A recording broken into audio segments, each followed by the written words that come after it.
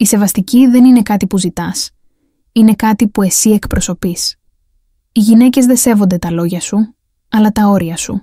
Τη σπονδυλική σου στείλει το όχι σου περισσότερο από το ναι. Πολλοί άνδρες χάνουν τη γυναίκα τους όχι γιατί σταμάτησαν να την αγαπούν, αλλά γιατί σταμάτησαν να επιβάλλουν σεβασμό.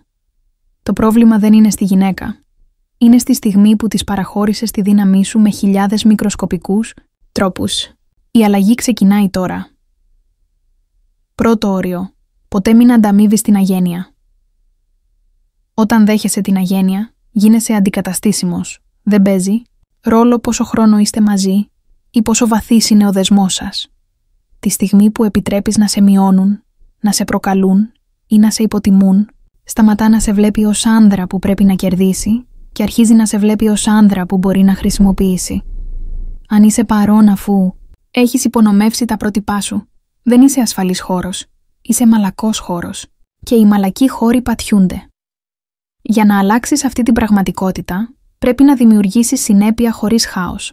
Γίνε ο άνδρας που ποτέ δεν φωνάζει, δεν οικετεύει, δεν εξηγεί, αλλά ποτέ δεν ανέχεται να του λείπει ο σεβασμός.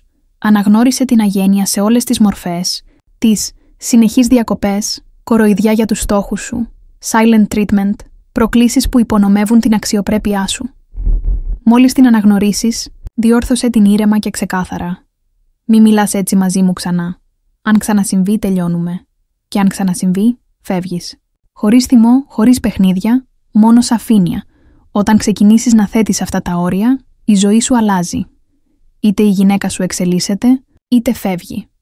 Και αν φύγει, είναι ένας λιγότερος παράσιτος.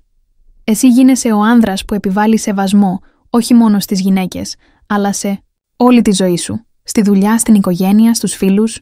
Γιατί ένας άνδρας χωρίς όρια εξαντλείται, ενώ ένας άνδρας με όρια γίνεται σταθερός, συγκεντρωμένος και φέρνει στη ζωή του μόνο αυτούς που τον σέβονται. Αν νιώθεις πως είσαι εθισμένος στην προσοχή της, σημαίνει πως δεν χτίζεις τίποτα στη δική σου ζωή που να αξίζει να γίνεις εθισμένος. Ξαναπροσανατολίσου. Ρίξε την αιμονή σου στο να γίνεις καλύτερος άνδρας. Πνευματικά, σωματικά, επαγγελματικά. Ξύπνα νωρίς, γυμνάσου, διάβασε, χτίσε κάτι δικό σου, μάθε δεξιότητες. Γίνε πολύτιμος. Σταμάτα να περιμένεις επιβράβευση από την προσοχή της και αρχίσε να δημιουργείς τη δική σου αξία. Καθάρισε τη ζωή σου. Οργάνωσε τα πάντα, κόψε τις δηλητηριώδεις σχέσεις, φτιάξε έναν προσωπικό κώδικα και ακολούθησέ τον με πειθαρχία. Όταν σταματήσεις, να ανέχεσαι αγένεια. Σταματάς να ανέχεσαι τη μετριότητα στον εαυτό σου. Και τότε δεν θα χρειάζεσαι πια σεβασμό, θα τον επιβάλλεις. Η παρουσία σου θα αλλάζει το δωμάτιο. Τα μάτια σου θα μιλούν πριν το στόμα σου. Θα γίνεις ο άνδρας που οι άλλοι θα φοβηθούν ή θα θαυμάσουν, αλλά ποτέ δεν θα σε αγνοήσουν. Και μια μέρα, ίσως εκείνη επιστρέψει.